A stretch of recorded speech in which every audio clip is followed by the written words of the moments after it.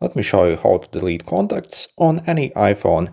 First, let's go in your phone app and then click on the contacts here in the bottom to pull up the list. If you want to delete a single contact, you simply press and hold on the contact and you see you have this option for deleting contact. If you press it, it will be gone.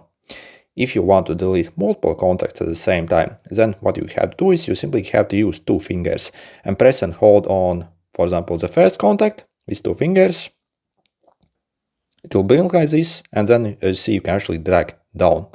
And again, click and hold on this, and you have no option for deleting 3 contacts. So again, let's try this again.